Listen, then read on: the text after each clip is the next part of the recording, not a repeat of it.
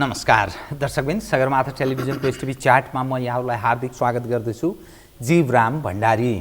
आज यहाँहरू सामुन्ने उपस्थित हुनुहुन्छ डाक्टर शेखर कोइराला, नेपाली कांग्रेसका नेता हुनुहुन्छ। समग्रमा आज म उहाँसँग राष्ट्रिय राजनीतिक घटनाक्रम, सरकार, नेपाली कांग्रेस अनि यो राष्ट्रिय राजनीतिसँग जोडिएका कतिपय अन्तर्राष्ट्रिय घटनाक्रमहरू, पछिल्लो समयमा जनआक्रोश र निराशा पनि भन्छु म, जति परिवर्तन र जस्तो खाले जनमत प्राप्त भए पनि जनता र राष्ट्र केन्द्रमा हुन सकेन।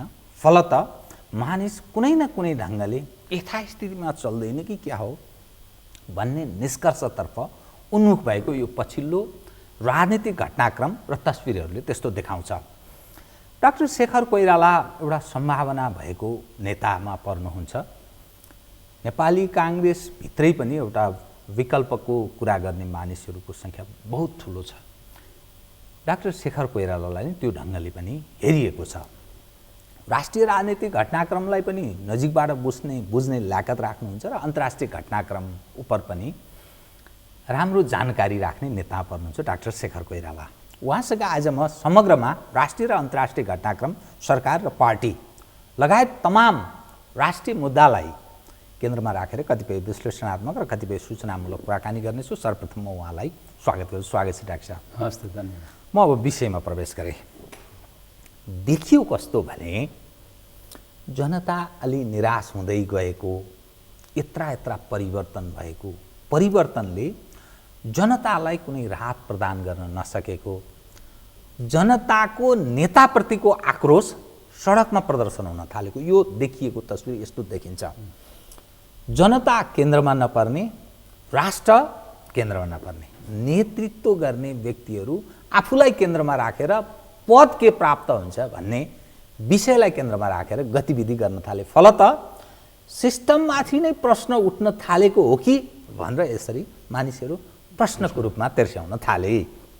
तपाईँ एउटा सम्भावना भएको नेताको रूपमा मानिसले हेरिरहेका छन्, पार्टीभित्र पनि बाहिर पनि। समग्रमा यो देखिएको राजनीतिक तस्बिरलाई तपाईले कसरी हेर्नुहुन्छ? म प्रारम्भ चाहिँ सरकारको गतिविधि, दलीय जसले निर्णायक भूमिका निर्वाह गरिरहेको ठानिन्छ नेपालको सन्दर्भमा, त्यो राजनीतिक नेतृत्व र दलकै विषयमा म केन्द्रमा राखेर कुरा गरेँ। कृपया अब यसलाई हेर्नुहोस्, हामीहरूले राजनीतिक विकास क्रम कसरी भयो नेपालको कन्टेक्स्टमा, त्यसमा जानु पर्यो अलिकति। सुरुमा म छोटोमा भन्छु।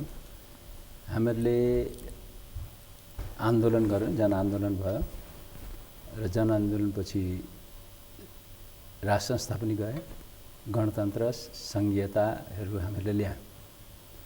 त जनताले सोचेको, जनताले चाहेको गणतन्त्र र सङ्घीयता छैन। जुन जनचाहना थियो त्यसलाई सम्बोधन भएको छैन। त्यसकारण जनता चाहिने राजनीतिक दल र सरकार प्रति आक्रोशित भएर बढिरहेको देखिन्छ। त्यो तपाईको अस्तिको विधेयक, त्यो गुठी सम्बन्धी विधेयक भन्नुहोस् या त्यस्ता धेरै घटनाहरू छन्। त्यसले गर्दाखेरि परिस्थिति एकदमै अप्ठ्यारो परिस्थितितिर हामी धकेलिरहेका छौँ। हामी भने सरकारले नै धकेलिरहेका छ र प्रतिपक्ष, नेपाली कांग्रेस प्रतिपक्षमा छ। हामीहरूले खेल्नुपर्ने जुन भूमिका हो त्यो प्रोएक्टिभ नभइकन खालि प्रतिक्रियात्मक, रियाक्टिभ भएको भएर पनि यो अलिकति समस्या आएको। जब सरकार अलोकप्रिय हुन्छ, त्यो अलोकप्रिय चाहिँ हुँदै अझै कद घट्दै गएको छ भन्ने घटनाले देखाउँछ नै।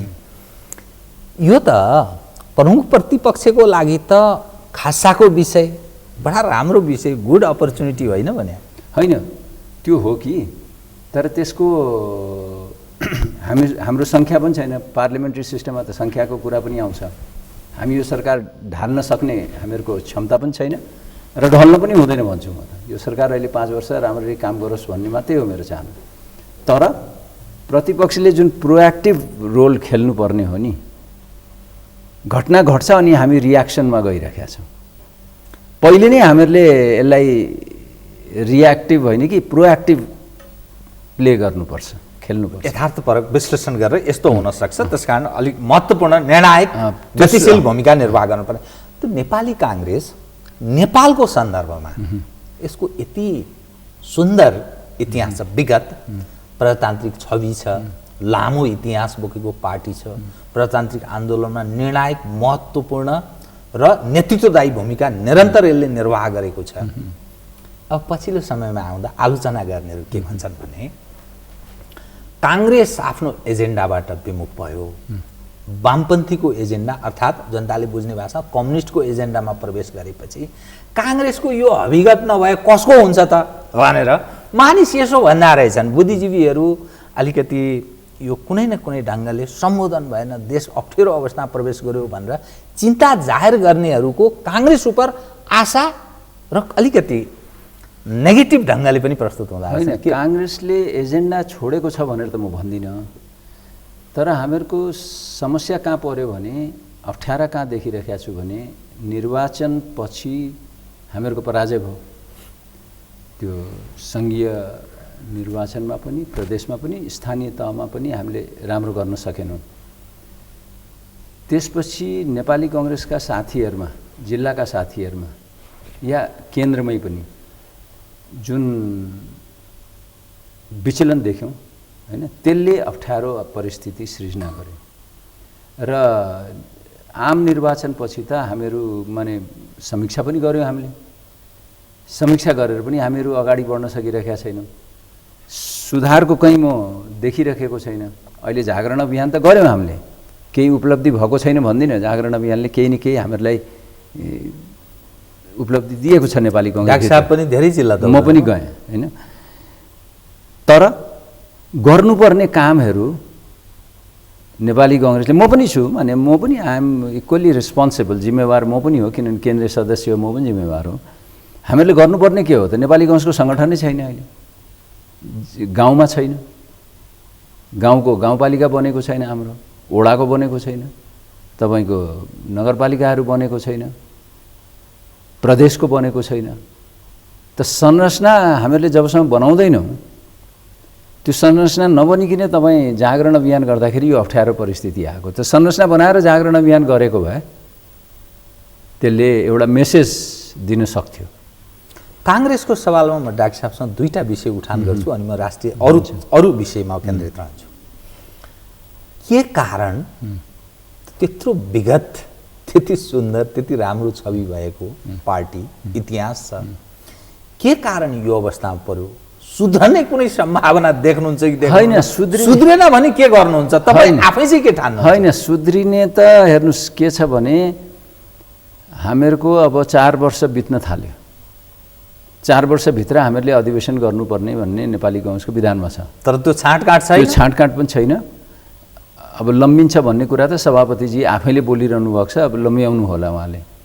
तर उहाँहरूले के सोचिरहनु भएको छैन, त्यो लम्ब्याउँदाखेरि नेपाली कङ्ग्रेस कमजोर हुन्छ कि बलियो हुन्छ भन्ने सोच्नु पर्यो होइन। नेपाली कङ्ग्रेस अधिवेशनले मात्रै नेपाली कङ्ग्रेसलाई एउटा दिशा दिइरहेका हुन्छ, कुनै पनि अधिवेशनले ऊर्जा दिइरहेका हुन्छ नेपाली कङ्ग्रेसमा। त्यो ऊर्जा अहिले प्राप्त भइरहेको छैन। अब अहिले म सुन्दैछु उहाँहरू तदर्थ समिति बनाउने कि भन्ने पनि सोच बनिरहेको छ। तदर्थ समितिहरू बनाएर प्रदेशको तदर्थ समिति या गाउँपालिकाहरूको, नगरपालिकाको तदर्थ समिति बनाएर अगाडि जानुभयो भने या वार्डको, त्यसले नेपाली कङ्ग्रेसलाई झन् कमजोर गर्छ। नेपाली कङ्ग्रेसको विधानैमा तपाईँको सङ्क्रमणकालीन व्यवस्था छ, जसमा के भनिएको छ भने 13औं महाधिवेशनमा जो क्रियाशील छन्, जो क्षेत्रीय प्रतिनिधि छन्, जो महाधिवेशन छन्, तिनीहरूले भोट हालेर अहिले त व्यवस्था गर्न सकिन्छ नि त। अनि त्यसपछि 14औं महाधिवेशनको क्रियाशील वितरणहरूको कुरा गरेर अगाडि जाउँला हामी। त्यो नगरुन्जेल चाहिने नेपाली कङ्ग्रेस जतिसुकै हामीहरूले कुरा गरौँ, जतिसुकै कुरा गऱ्यौँ पनि हामीहरूको एजेन्डाहरू ठिक छ, राष्ट्रियता, प्रजातन्त्र, समाजवादको जुन बीपीको विचार छ त्यसैलाई बोकेर हामी हिँड्दैछौँ। त्यसमा हामी कन्फ्युजनमा छैनौँ हामी। तर नेतृत्वले गर्नुपर्ने कामहरू हुन्छ नि त, पार्टीले गर्नुपर्ने कामहरू नगरेपछि त पार्टीभित्र त विचलन आउँछ नि त। यसमा जोडिएको अनि त्यसपछि म अन्यत्रमा मरिएँ, कृपया त्यो जवाब दिँदै जाँदाखेरि त्यो विषय जोड्नै पर्ने भयो। बीपीको एजेन्डामा नै छौँ हामी भन्नुभयो, तर मानिस तयार छैनन्। मतलब आम सर्वसाधारण बुद्धिजीवीहरू काङ्ग्रेस त्यो बीपीको विचारबाट विमुख भइसकेका छ के कहाँ कता भन्ने यो सङ्घीयता गणतन्त्र यी सब विषयलाई जोडेर यो एउटा प्रश्न उठाउँछन्। नम्बर 2, शेरबहादुरजी फेरि प्रयत्न गर्दै हुनुहुन्छ। घटनाले के देखाउँछ भने शेरबहादुरजीको नेतृत्व असफल भएको छ, फलत काङ्ग्रेस यो अवस्थामा प्रवेश गरेको छ भने घटनाले त्यो देखाउँछ। 2 नम्बर 3 तपाईलाई कोइराला परिवारको मात्रै भनेर होइन कि कोइरालाहरूको एक खालि ठुलो योगदान छँदैछ एज अ प्रजातन्त्रका लागि यो खालको अवस्था सिर्जना गर्नलाई। कोइरालाहरूमा तपाईँ जति वाक्कला, तपाईँ जसरी क्रियाशीलता हुनुहुन्छ, अरूको त्यस्तो क्षमता उप मानिसहरू प्रश्न गर्छन्। अनि तपाईँ आफै चाहिँ के ठान्नुहुन्छ त? किन शेरबहादुरजी फेरि सभापतिको लागि तयारीमा त्यो कसरतमा हुनुहुन्छ, त्यो लम्ब्याउनुको अर्थ अलिकति केही परिस्थिति सिर्जना गरौँ अनि महाधिवेशन गर्ने, अझै 1 वर्ष थप्ने, यस्तो हिसाब किताब उहाँको देखिन्छ।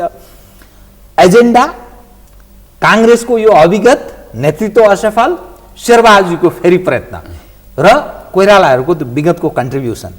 तपाईँ आफै सम्भावना भएको नेताको रूपमा तपाईँलाई जसरी कार्यकर्ता जन र नेपाली जनले पनि जो हेरिरहेका छन्, तपाईँ आफै चाहिँ के ठान्नुहुन्छ, के गर्नुहुन्छ कृपया? हेर्नुहोस्, के छ भने हामीहरूले लिएको राष्ट्रियता प्रजातन्त्र समाजवाद होइन। अब बीपी हुँदाखेरि राजतन्त्र थियो, राज संस्था थियो, तर त्यो राज संस्था के भयो भने तपाईँको गर्दै जाँदाखेरि, चल्दै जाँदाखेरि बीपीले धेरैचोटि धोका पनि खानुभयो। राजा महेन्द्रसित पनि खानुभयो, राजा वीरेन्द्रसित पनि खानुभयो, राजा ज्ञानेन्द्रको बेलामा त बितिसक्नु भएको थियो होइन। गिरिजाओली पनि खानुभयो, अरू नेताहरूले पनि खानुभयो, तर बीपीले चाहिँ छोड्नु भएन। तर के हुँदो रहेछ भने विश्वको इतिहास हेर्नुभयो भने राज संस्थाहरू त सबै ठाउँमा थिए। जो राम्ररी बसिरह्यो, जनताको उसमा रुजिरह्यो, उसले प्यारो भएर बसेको छ। अहिले पनि निरन्तरता होइन बसेका छन्। यहाँ त्यो हुन सकेन। जहिले तपाईँको अप्ठ्यारो पर्यो, राज संस्थाले चाहिँ नि डेमोक्रेटिक मुभमेन्टैलाई, डेमोक्रेटिक प्रोसेसैलाई अवरुद्ध गर्ने प्रयासहरू भइरह्यो। त्यसकारण जनताले नै चाहे कि होइन अब गणतन्त्रमा जानुपर्छ भनेर गयो। अब संघीयताको इस्यु तपाईँले अहिले हेर्नुहोस्, संघीयताको इस्युमा म भन्छु नेपाली कांग्रेस सुरुमा संघीयतामा हामी गएको होइन भन्ने कुरा मैले योभन्दा पहिले पनि तपाईँलाई भनेकै जस्तो लाग्छ होइन। अब हामी संघीयतामा त गइसक्यौँ। अहिले पनि नेपाली कांग्रेसमा धङधङी के छ भने संघीयता के हो भन्नेमा नेताहरू नै हुनुहुन्छ होइन। अब सङ्घीय संरचना हामीहरूले बनाएका छैनौँ, भर्खर त विधानमा ल्यायौँ हामीले होइन। अब छिटो यसलाई गरेर अगाडि बढ्यो भने संघीयतामा अगाडि जान्छ। संघीयता खराब हो कि राम्रो हो भन्ने कुरामा हामी नजाउँ। अब संघीयतालाई सफल बनाउने जिम्मेवारी पनि हामीहरूको हो भन्ने कुरामा हामी जानुपर्छ। धर्मको इस्यु छ, धर्मनिरपेक्षता। नेपाली कांग्रेसमा यो चाहिँ ठुलो विवादित इस्यु नै रह्यो होइन। अब आयो धर्मनिरपेक्षता, लेखियो संविधानमा, लेखियो नि त। यो कांग्रेसको नेतृत्वदायी भूमिका चाहिँ लेखियो चाहिँ कसरी होइन। अब लेखियो, त्यसमा तपाईँको संविधानमा लेख्दाखेरि तपाईँको धेरै कुराहरू आइसकेकै छ होइन। अब मैले त अरू पार्टीका नेताहरूसित पनि कुरा गर्दाखेरि हो यसमा हामीहरूले अलिकति धार्मिक स्वतन्त्रता लेख्या भए हुन्थ्यो या केही नलेख्या पनि हुन्थ्यो। आखिर 2019 सालभन्दा पहिले त धर्मको बारेमा हाम्रो संविधान त मौनै थियो नि, त्यसपछि आएको हो। त्यो चाहिँ नि छ अहिले नेपाली कांग्रेसमा एकदमै धर्मनिरपेक्षता उपर प्रश्न, जनजनको प्रश्न, पार्टीभित्र पनि छ, जनता पनि छ। पार्टीभित्र त तपाईँको एसओडीको महासमिति बैठकमा देखियो होइन। अब महाधिवेशन हुँदाखेरि झन् देखिन्छ त्यो। त्यसले एउटा तरङ्ग भन्नुहोस्, त्यसले एउटा अप्ठ्यारा भन्नुहोस् नेपाली कांग्रेसमा ल्याएको छ। किनभने अब संविधानमा छ होइन। अब यसलाई कसरी चिर्ने भन्ने कुरा पनि छ। हामीहरूले त्यो आखिर यो के हो त, यसलाई चिर्ने कि नचिर्ने भन्ने कुराहरू छन् त। यो कुराहरूलाई चिर्नको लागि संविधान बनाउँदाखेरि हामीहरूले जन्म सङ्कलन गरेका थियौँ हैन। म पनि गएको छु 1-2 जिल्लामा। त्यो जन्म सङ्कलनको के रिपोर्ट छ भनेर अहिलेसम्म एकजना सांसदले पनि खोजी नीति गर्दैनौँ, हामीहरू पनि खोजी नीति गर्दैनौँ, कोही पनि खोजी नीति गर्दैन, सुप्रिम कोर्टमा कोही पनि जाँदैन। जन्म सङ्कलनको रिपोर्ट खोला भनेर त भन्नु पऱ्यो नि, पोको बानेर पार्लियामेन्टमा त राख्या होला देशभरिको जन्म सङ्कलन। त्यसले पनि एउटा मेसेज दिन्छ खालि, मैले त्यसले केही गर्नुपर्छ भने होइन। संविधान र धर्मको बारेमा संविधानमा धेरै कुरा लेखिएको पनि छ, हेर्नुहोस्। सनातनदेखि चलिआएको धर्म संस्कृतिको संरक्षण गर्ने भनेर लेखेको छ। नेपाली भावनालाई प्रतिनिधित्व गर्ने कुनै सम्बोधन एउटा पनि छ। गाई हामीहरूको राष्ट्रिय जनावर भनेको छ, अनि प्रलोभनमा धर्म परिवर्तन गर्न पाइँदैन भनेको छ। अहिले भर्खरै तपाईँको 1 हप्ता पनि भएको छैन होला, अमेरिकाले एउटा रिपोर्ट पेश गरेको छ नेपालको सेकुलरिजमको बारेमा। यो बडा खतरनाक भनेको नेपालीहरूको लागि चाहिँ नि अत्यन्त गम्भीर भन्छु, खतरनाक भन्दिनँ म, गम्भीर विषय हो यो। उहाँहरूले जसरी त्यो रिपोर्ट पेश गर्नुभएको छ र हामी चुप लागेर बसेका छौँ होइन, माने सरकार पनि चुप छ, हामी पनि मौन छौँ। यो कुरा चाहिँ नि हामीहरूले अलिकति विचार गर्नुपर्ने आवश्यकता मैले देखेको छु। अनि शेरबहादुरजी अब असफलता सारा चीजमा यो शेरबहादुरले पार्टी त होइन। अब त्यो सुन्नु न, उहाँहरू होइन, म कसरी हेर्छु भने शेरबहादुरजी, रामचन्द्रजी दुईटा सिनियर लिडर हुनुहुन्छ है।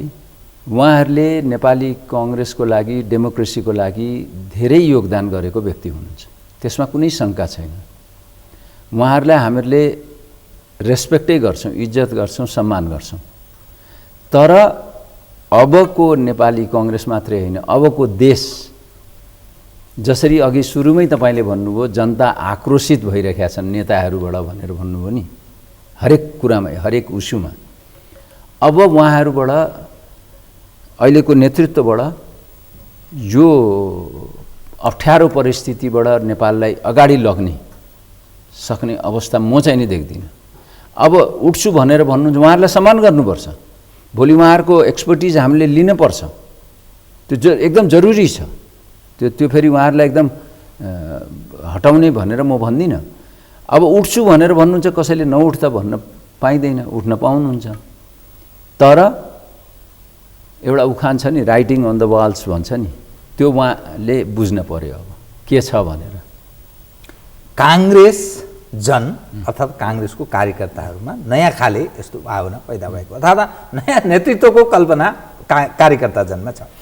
अब म यहाँको ध्यान नि, मैले त्यो जनतामा आक्रोश छ भन्ने कुराको त्यो के आधारमा पनि म भनिरहेको छु भने, माधव कुमार नेपालजी जनप्रतिनिधि हो, काठमाडौँबाट निर्वाचित। उहाँ कतै काठमाडौँ यो उत्तरतिर कतै सायद जोरपाटी साइडतिर उहाँ जानुभएको थियो। त्यहाँ उहाँलाई त्यो बचेर आउन, त्यो जनताको माझबाट फुत्केर आउन हम्मे परेको र मानिसले झन्डै लचार पछार गरेको त्यो तस्विरमा भाइरल भएको छ अहिले सामाजिक सञ्जालमा। त्यसकारण मानिसमा एकदम नकारात्मक भावना त्यो उहाँ मात्रै होइन, अरू गयो भने पनि डेमोक्रेसीको लागि त्यो राम्रो साइन चाहिँ नि होइन, हेर्नुहोस्। किनभने हामीहरूले हाम्रो आचरण, हाम्रो बिहेभियर, हाम्रो एक्सन र ग्रास रुटमा गर्ने कामहरू भनौँ न, त्यही रोड भनौँ न, चाबेलदेखिको साङ्गुसम्मको बाटोको कुरा गर्नुभएको होला। त्यो बाटो 2.5 वर्ष 3 वर्ष भइसक्यो। अस्ति भर्खर म गएको थिएँ, तपाईँको पेटी भर्खर बनाएको छ, पेटी तोडे। अनि मैले सोधेँ किन तोडेको भनेर, बनेको थियो किन तोडेको भनेर। त्यो पेटी बनाउँदाखेरि त्यहाँ अपाङ्गको धेरै संस्थाहरू रहेछ, अपाङ्ग मैत्री बनाउनुपर्छ भनेर भनेर रहेछ। अपाङ्गहरूले विरोध गरे, तपाईँहरूले बनाउँछु भन्नुभएको थियो, त्यसको लागि टेन्डर गरिएको छ अपाङ्ग मैत्री पेटी बनाउने भनेर। अनि तपाईँहरू सिम्पल पेटी बनाएर छोड्नुहुन्छ भनेर उहाँहरू अपाङ्गहरू नै आएर धर्ना दिएपछि त तोड्नु पऱ्यो नि। त्यो हामीहरूको त्यो काम गराइ नै माने छैन क्या, सम्झौता अनुसार काम पनि हुँदैन। सम्झौता अनुसार काम पनि हुँदैन। सरकारवालासित कुनै चासो नै दिँदैन। तपाईँको मिडिया काउन्सिलको हेर्नुहोस्, तपाईँको त्यो सूचना प्रविधिको हेर्नुहोस्, तपाईँको यो गुठी विधेयक हेर्नुहोस्, सरकारवालालाई सोध्दै नसोध्ने। अनि तपाईँ कानुन बनाउँदै जानु भने तब त अटोक्रेटिक भइहाल्यो नि। डाक्टर साहब, अब म यहाँको ध्यान नै समग्रमा कस्तो देखिन्छ भने हाम्रो राजनीतिक अवस्था काङ्ग्रेसको विगत बडा राम्रो छ, भविष्य पनि राम्रो हुने म त त्यो कल्पना पनि गरौँ, आशा गरौँ, भविष्य राम्रो छ, शुभकामना पनि दिन चाहन्छु, राम्रै होला। तर सवाल के रह्यो भने वामपन्थीको सरकार छ, 2/3 बहुमत यो सरकारलाई प्राप्त छ, जनताबाट स्पष्ट बहुमत कम्युनिस्ट पार्टीलाई मात्रै प्राप्त भएको छ। प्रधानमन्त्रीले जुन ढङ्गले राष्ट्रलाई सञ्चालनको जो कल्पना गर्नुभएको छ त्यो पार्टीभित्र ठुलो सङ्कटबाट नेकपा गुज्रेको छ भन्ने घटनाक्रमले देखाउँछ। गुट उपगुट कुन बेला नेकपामा के हुन्छ र प्रधानमन्त्रीले के बोल्नुहुन्छ, के गर्नुहुन्छ, प्रचण्डजी, माधवजी, झलनाथजी, वामदेवहरू मिलेर के गर्नुहुन्छ, बडा अन्यल, अर्थात् राजनीतिक अस्थिरतातर्फ नेपालको राजनीति ठ्याक्कै त्यसरी डुबुल्की मार्न लागेको स्थितिमा देखिन्छ। काङ्ग्रेस तङ्ग्रेको छैन भन्ने मैले भाषा प्रयोग गरेँ। गुट उपगुटमा केन्द्री छ। शेरबहादुरजी फेरि अर्को ढङ्गले आफ्नो प्रयत्न गर्दै हुनुहुन्छ, तपाईँहरू नजिकबाट निहालिरहनु भएको छ। यो समग्र अवस्थाले बहुमतबाट राजनीतिक स्थिरता प्राप्त हुन्छ। हिजोका दिनमा बहुमत थिएन, त्यस कारणले भएन। विकास पनि सम्भव छ, रोजगारी सारा चिज चाहिँ समस्या सुल्झन्छ भन्ने जो आश गरेका थिए, अब यो तस्बिरलाई कसरी जनताले यो परिवर्तन, यो सिस्टम, यो नेतृत्व स्वीकार्छ र अघि बढ्छ भनेर पत्याउने डाक्टर साहब? होइन, पहिले त के थियो भने ओलीजी जब प्रधानमन्त्री हुनुभयो जनतालाई एउटा आश थियो, म्यान अफ एक्सन, होइन, र उहाँले के गरेर देखाउनुहुन्छ। त्यो उहाँको के छ भने ऊ नै रहेछ छैन, त्यो उहाँको के भन्छ नि, जसरी उहाँ अगाडि बढ्नुभयो अनडेमोक्रेटिक हिसाबले, अलोकतान्त्रिक हिसाबले, हरेक कुरामा मैले भनेकै ठिक अरू सबै गलत हुन् भन्ने पार्टीभित्र त छोडिदिनुहोस्, पार्टीभित्र हामीहरूले उहाँहरूको पार्टीभित्रको म चर्चा गर्न चाहन्न, तर जनतालाई पनि गिन्नु भएन, प्रतिपक्षलाई पनि गिन्न चाहनु भएन, कसैलाई पनि सरकारवालाहरूलाई पनि नकाउन्ट गर्ने। अनि उहाँका जुन इर्दगिर्दका 5-7 जना छन् उनीहरूसित मात्रै सल्लाह गर्ने, क्याबिनेटमा मिनिस्टर्सहरूसित यसै कहिलेकाहीँ भेटघाट हुँदाखेरि उहाँहरू प्रधानमन्त्रीजीसित आँखामा आँखा जुधाएर कुरा गर्न नसक्ने, होइन, तपाईँको अनि कसरी हुन्छ भन्नुहोस् त? उहाँले जे ल्याए त्यही ल्याउनु पर्ने एउटा मन्त्रालयले उहाँ आफै ल्याइदिनुहुन्छ। धेरै सुनिरहेको छ नि, अखबारहरूमा आइरहेको छ नि, त्यसले बिगारिरहेको छ।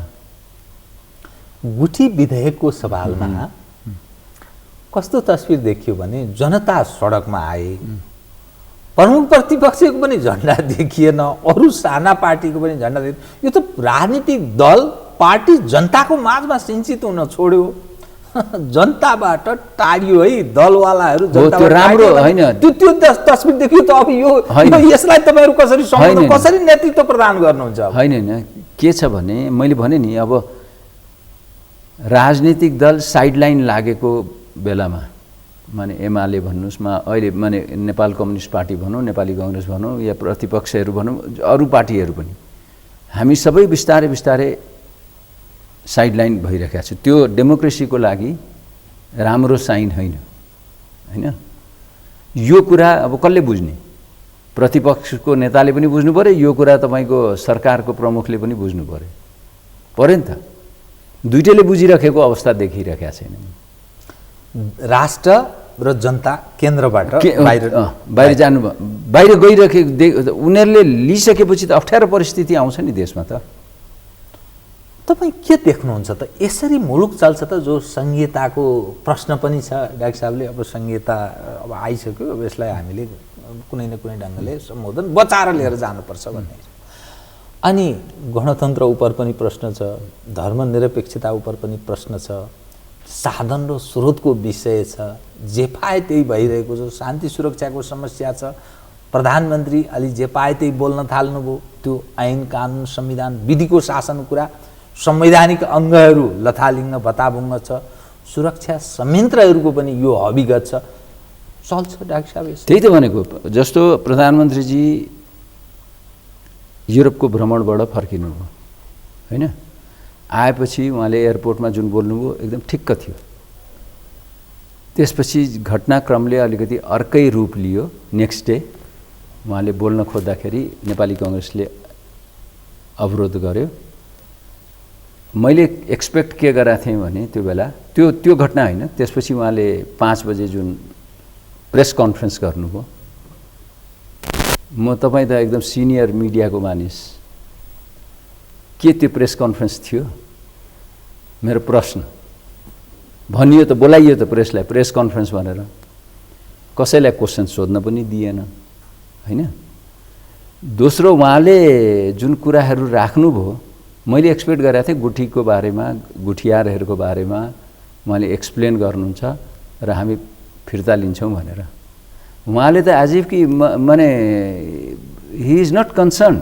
के भन्नुहुन्छ भने भूमि सुधार मन्त्रीले फिर्ता लिएको वाइज डिसिजन, यो चाहिँ वाइज डिसिजन हैन। र मैले चाहिँ मलाई जानकारी नै छैन, मैले जानकारी कसैले कुनै पनि नेपाली 2 करोड 3 करोड नेपालीले विश्वास गर्छ यो कुरा। एक दोस्रो कुरा, उहाँले के इङ्गित गरेको? राज संस्था र नेपाली कांग्रेस एक ठाउँमा उभिएर यो अहिलेको सिस्टमलाई ढाल्न खोजेको भन्ने छ भने उहाँहरू आफै गलत कामहरू गर्दै हुनुहुन्छ। यो त हारेको मनस्थिति हो उहाँको। राज संस्थाले के बिगारेको छ यसमा?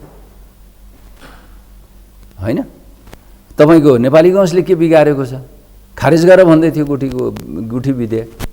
जुन कुरामा बोल्नु छैन, जुन कुरा बोल्नुपर्ने हो त्यो कुरा कतै छैन उहाँको। अनि जुन कुरा नबोल्नुपर्ने र यसमा खालि मान्छेलाई तर्साएर यो कम्युनिस्टहरूको बानी रहेछ। प्रचण्डजीको पनि तपाईँ इन्टरभ्यूहरू सुन्नुहोस्, अप्ठ्यारो पऱ्यो भने राजालाई तेर्साइदिइहाल्ने। प्रचण्ड ओलीजीको थिएन यो बानी, ओलीजीको अहिले देखिरहेको छु, तर्साइदिने तेर्साइदिने राजालाई। यो त हुन्छ। एउटा कुरा हामीहरूले बुझ्ने के जरुरी छ भने फ्रान्समा पनि अहिले पनि राज संस्थाको वकालत गर्ने मानिसहरू त हुन्छन् नि, छन् नि अहिले पनि। फ्रान्समा आजको दिन पनि छन् नि। फर्कियोस् राजा भनेर एउटा सानो ग्रुप त छ होला नि त। विचारगत कुरा हो, त्यो स्वाभाविक हो नि, त्यसलाई अन्यथा लिनु हुँदैन। हामीले त राम्रो काम गरेर त्यसलाई बिस्तारै बिस्तारै कम सङ्ख्यामा पार्दै जानुपर्ने हो नि। झन् उल्टै के छ भने सरकार उल्टै तपाईँको माने त्यो ग्रुपलाई बढाउने प्रयास गर्दैछ, आक्रोशमा ल्याउने। त्यसले त बढ्छ नि त। डाक्टर साहब, प्रधानमन्त्री के भन्नुहुन्छ भने जो गुठी विधेयकको विरोधमा जुन उभार उफ्रेर आयो, त्यत्रो ठुलो विशाल समूह थियो, मूर्ति चोरहरू पनि थिए त्यहाँ। त्यही त भनेको। अब यो एज अ प्रधानमन्त्री तर प्रमुख प्रतिपक्ष नि फेरि यस्ता सवालहरूमा त्यति गम्भीर देखिएन कि सरकार त गलत गरिरहेको छ, ऊ बिग्रँदैछ, अलोकप्रिय हुँदैछ, पार्टीभित्र द्वन्द्व छ, उनीहरू आफ्नो धरातल बिर्सँदैछन्। तर प्रमुख प्रतिपक्ष त्यो सशक्त ढङ्गले त्यसको प्रतिवाद प्रतिकार गर्न सकिरहेको छैन। मान्दैछु त, म मानिरहेको छु, स्वीकारिरहेको छु यो कुरालाई।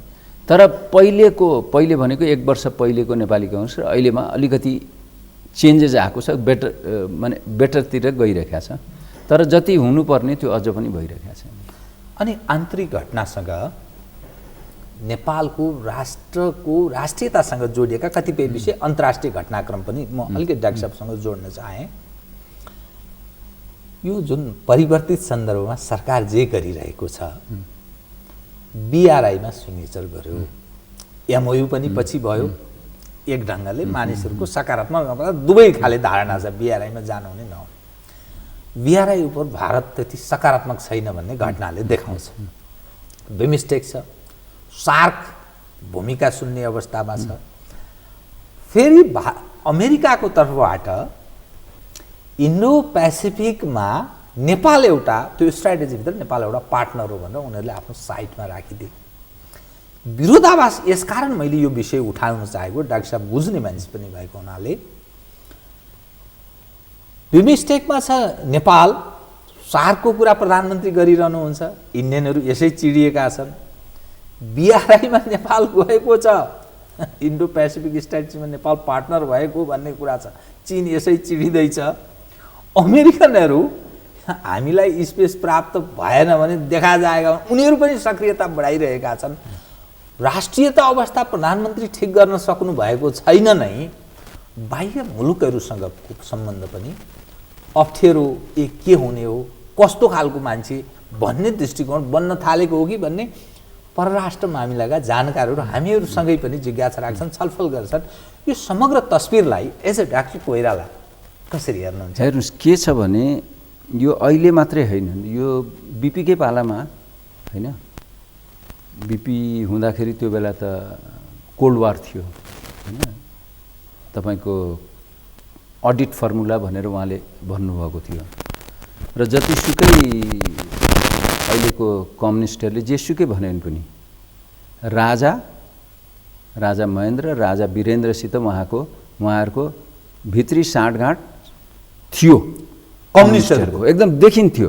हामीले नै देखेका छौँ, धेरै उदाहरणहरू पनि होलान् धेरै, यसमा कुनै शङ्का छैन। एउटा त्यो बेलाको परिस्थिति र अहिलेको परिस्थिति फरक छ, विश्व नै फरक हो, कोल्ड वार छैन होइन। तर नेपाल त त्यही हो, नेपाल स्ट्राटेजिकली लोकेटेड छ, दो वी आर पुअर कन्ट्री होइन, इकोनोमिकली हाम्रो राम्रो छैन, इकोनोमिकली पुअर छौँ, तर एलडिसी कन्ट्री नै छौँ अहिले, लिस्ट डेभलप्ड कन्ट्रिजमै छौँ।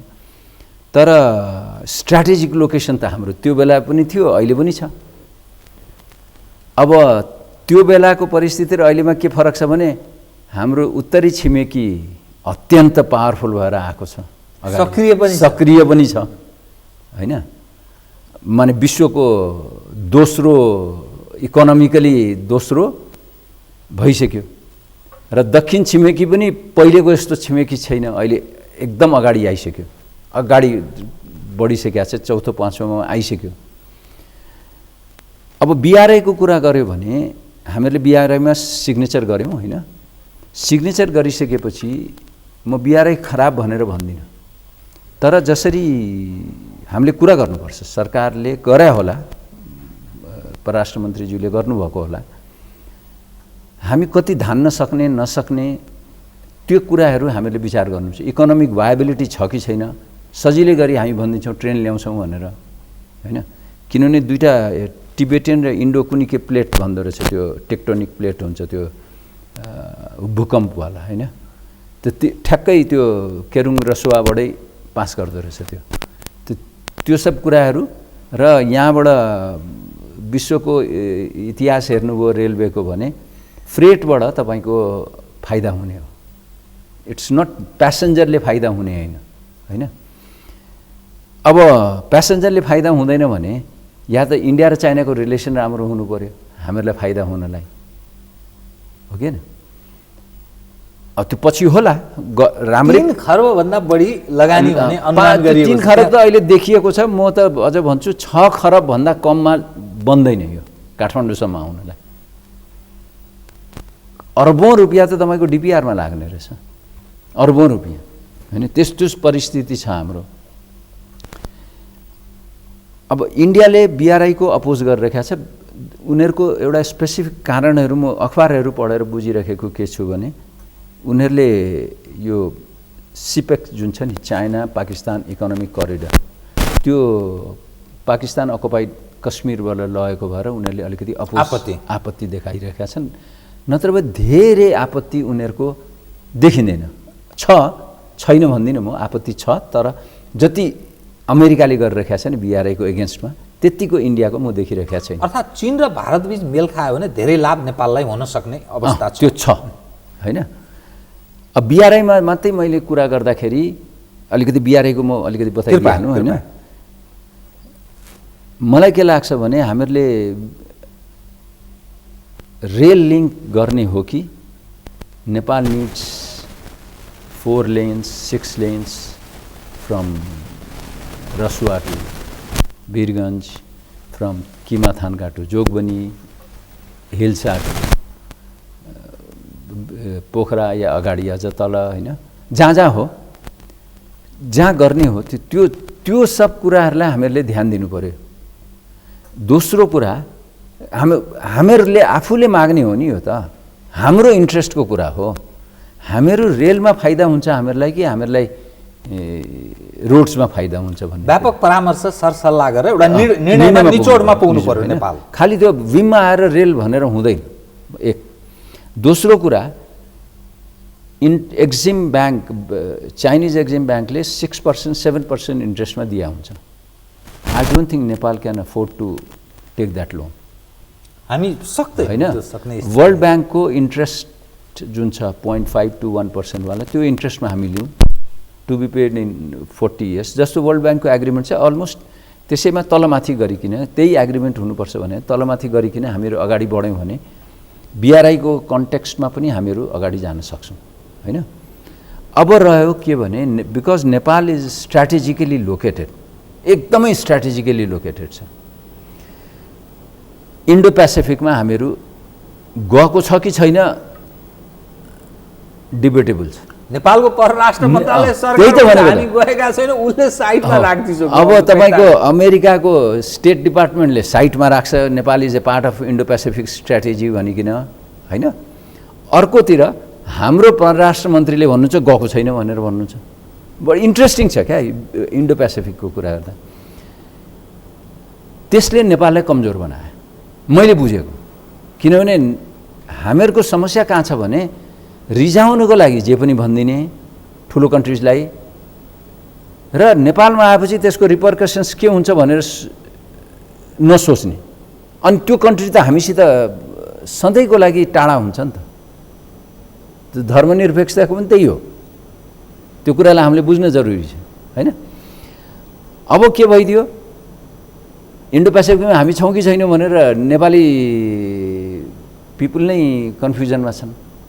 मलाई लाग्छ नेपालको फरेन मिनिस्ट्री नै कन्फ्युजनमा छ, अहिले पनि छैन भन्दै हुनुहुन्छ होइन परराष्ट्र मन्त्रीज्यू। तर उसको त स्टेट त्यो उसमा आइसक्यो वेबसाइटमा नम्बर 1 डकुमेन्ट हामीसित पनि छ, यसैमा छ मसित डकुमेन्ट है। नम्बर 2 इन्ट्रेस्टिङ र एकदम सिरियस कुरा के देख्छु भने अमेरिकाको फरेन मिनिस्टर माइकल पम्पियो, माइकलै हो क्या अरे, पम्पियोले प्रधानमन्त्रीज्यूको 1 वर्ष कार्यकाल बितेपछि एउटा पत्र पठाउनु। त्यो पत्रमा दुईटा उहाँले मिलेनियम नेपाल र इन्डियाको, नेपाल र चाइना अमेरिकाको रिलेसन देखाउनु भएको छ र त्यो पत्रमा बडा इन्ट्रेस्टिङ कुरा दुईटा देखेँ मैले। के डाक्टर साहब एउटा दर्शकलाई बताइदिनु कृपया। एउटा बडा इन्ट्रेस्टिङ कुरा के देखेँ भने एउटा कुरा चाहिँ नि हामी $500 मिलियन दिँदैछौँ, 50 अरब रुपियाँ मिलेनियम च्यालेन्ज कर्पोरेसनको उसमा रहेर। तर तिमीहरूले दुईटा काम गर्नुपर्छ। एउटा नर्थ कोरियनहरू जो नेपालमा छन् र नर्थ कोरियाको बारेमा तिमीहरूले UN सिक्युरिटी काउन्सिलमा बोल्नुपर्छ एक। र दोस्रो कुरा चाहिँ अझ डेन्जरस छ भन्छु, नेपालमा जुन टिबेटियन रिफ्युजिजहरू छन् तिनीहरूलाई कुनै पनि हालतले तिमीहरूले उनीहरूको देशमा जहाँ ह्युमन राइट्स छैन, जहाँ रिलिजियस कल्चरल केही पनि गर्न पाइँदैन त्यहाँ फर्काउन मिल्दैन भनेर लेखिएको छ त्यो चिठी। नेपाल सरकारलाई निर्देश गरे सर होइन, एउटा त्यो सिरियस कुरा हो। यो कन्ट्रीको कन्टेक्स्टबाट हेर्दाखेरि this is very serious issue भन्छु म। अब यस्तो परिस्थितिमा देश अगाडि बढिरहेको छ, हामी कसरी जाने होइन। अब रह्यो सार्कको कुरा, हिजो मात्रै पनि परराष्ट्र मन्त्रीज्यूले भन्नुभएछ सार्क सम्मेलन अब छिटै हुन्छ भनेर। जसले चिडिएको चिडिएछ फेरि अर्को। अब हामीहरू के बुझिरहेको छैनौँ भने जबसम्म एकदम स्पष्ट हुनु पर्यो इन्डिया र पाकिस्तानको रिलेसन नबनिकन सार्क सम्मेलन हुन सक्दैन भन्ने कुरा हामीले एकदम बुझ्नु पर्यो। हाम्रो लागि इम्पोर्टेन्ट हो SAARC, this is important organization नेपालको लागि। सार्कको विधानै कुनै देशलाई आपत्ति भयो भने बस्न सक्दैन होइन। तर उनीहरू दुईटाको जुन अहिले वारफेयर चल्दैछ जे छ होइन, त्यसले गर्दाखेरि अहिले चिडाउनु हुँदैन भन्ने मात्रै हो। बिमस्टेकमा हेर्नुहोस्, हरेक इस्युमा हामी हेरौँ न कहाँ हामी चुक्यौँ भन्ने कुरा हो नि। बिमस्टेकमा तपाईँको सार्कमा त अझ भन्छु म, अस्ति प्रधानमन्त्रीजी परराष्ट्र मन्त्रीजीहरू शपथ ग्रहणमा जाँदाखेरि मैले सुनेको कुनै मिडियामा आएको थियो सार्कको कुरा उठाइदिनु भएछ उहाँहरूले। त्यो दिन उठाउनु हुन्थ्यो कि हुँदैन थियो सार्कको कुरा, अरू बेला उठाए भइहाल्थ्यो नि। यहाँको एम्बेसडरलाई भन्यो भने पनि कुरा त पुगिहाल्थ्यो नि होइन, उठाउनु हुन्थ्यो कि हुन्थ्यो। त्यो सब कुराहरू हामीहरूले बिर्सिरहेका छौँ, उ गरिरहेका छैनौँ।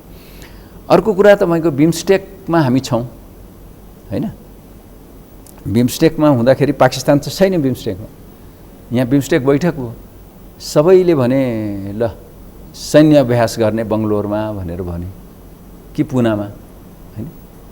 सेनालाई पनि, हाम्रो सेनालाई पनि प्रधानमन्त्रीज्यू डिफेन्स मिनिस्टरहरूले भन्नुभयो, पार्लियामेन्टमा आएर बोल्नुभयो उहाँहरूले, हामी सेना पठाउँदैछौँ जोइन्ट उ गर्ने बिमस्टेकका।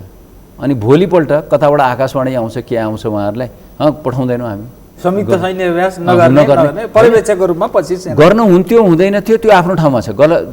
सुरुमै हामी गर्दैनौँ भने हुन्थ्यो नि, हामी यसरी चुकिरहेका छौँ क्या।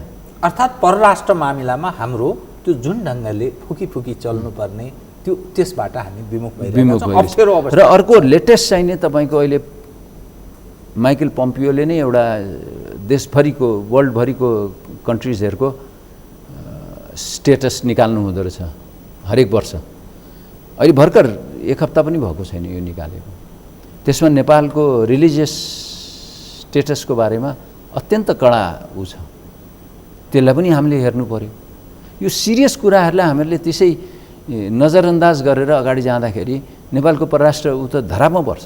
अर्थात् सन्तुलन हामीले परराष्ट्र मामिला सन्तुलन कायम गर्न हामी बडा अप्ठ्यारो र त्यसकारण यो इन्डो पेसिफिक र बिआरआईको कन्टेक्स्टमा चाहिँ नि एकदम संवेदनशील र सन्तुलित भएर नेपाल हिँड्न सकेन भने हामी चेपुवामा पर्छौँ, फस्छौँ। डाक्टर साहब, म कार्यक्रमको ठिक अन्त्यतिर आएँ कि दुईवटा विषयलाई चाहिँ सम्बोधन गरिदिनुहोस् कृपया। सवाल के छ भने यो जुन सरकार छ यसलाई 5 वर्षको म्यान्डेट जनमत छ। केपी ओलीजी असाध्यै लोकप्रिय भएर उहाँको नेतृत्वलाई यो मत प्राप्त भएको हो।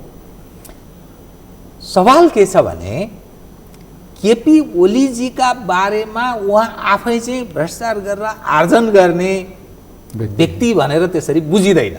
उहाँको त्यो एउटा राम्रो छवि छ भ्रष्टाचारको सवालमा। दायाँ बायाँ अरू कगलले गरे त्यो प्रश्न छँदैछ। उहाँको जो विकल्पका रूपमा खडा भएका जो मानिस छन् नि, नेकपा भित्रैका हुन्, यी परीक्षणबाट असफल पनि छन्, भ्रष्टाचारको मामलामा जे पाए त्यहीमा पनि संलग्न छन्। प्रमुख प्रतिपक्षकै काङ्ग्रेसकै जो नेतृत्व पङ्क्ति जो विकल्प यो हो भने त म पनि त हो नि भन्ने खालको छ, ती पनि परीक्षणबाट असफल र अनेकौँ काण्डमा मुछिएका मानिसहरू छन्। कथम कदाचित यो ओली असफल हुनुभयो भने मानिस त भन्छन् संसद भङ्ग गर्ने अवस्थासम्म पुग्न सक्छ है भन्ने दृष्टिकोण पनि राख्छ, आइसकेको छ। अनि त्यसपछि सुप्रिम कोर्टको रोल के हुने, मिलिट्री रोल के हुने, काङ्ग्रेसको भूमिका के हुने, छिमेकीहरूको भूमिका के हुने, यो समग्रमा हेर्दा सिस्टम एउटा कठघरामा उभिन लागेको, राजनीतिक नेतृत्वको अपरिपक्वता र जनतामा आएको निराशा र आक्रोशको परिणाम यो ठुलो गम्भीर सङ्कटबाट मुलुक गुज्रेको छ। यो प्राप्त उपलब्धि होइन कि यो उपलब्धि नै अन्यत्र मोडिने छ है स्थिति भनेर भन्छ। डाक्टर साहबको एकदम संक्षिप्तमा भन्दाखेरि हेर्नुहोस्, भ्रष्टाचारले देश गाँजिसकेको छ। अब हामी चाहिँ नि के गर्दै हुनुहुन्छ, अख्तियारले पनि या अन्य संस्थाहरूले जसले भ्रष्टाचार हेर्ने संस्थाहरू छ उहाँहरू तल्लो लेभलको मानिसहरूलाई मात्रै एट्याक गर्दै हुनुहुन्छ, माने क्वेसन मार्क गर्नुहुन्छ या समात्नुहुन्छ, झारा टार्ने, अख्तियारले काम गरेको छ भने देखाइदिने मान्छेलाई। विश्वको इतिहास हेर्नुभयो भने साउथ कोरिया नजिकै छ हाम्रो, पेरु अलिकति टाढा छ होइन। तपाईँको ब्राजिलमा देखिरहनु भएको छ राष्ट्रपति, 2टा राष्ट्रपति जेलमा छन् भ्रष्टाचारको मुद्दामा। पेरुमा त समात्न आउँदाखेरि आफैले सुसाइड गर्नुभयो। 2टा राष्ट्रपति कि 3टा राष्ट्रपति साउथ कोरियाको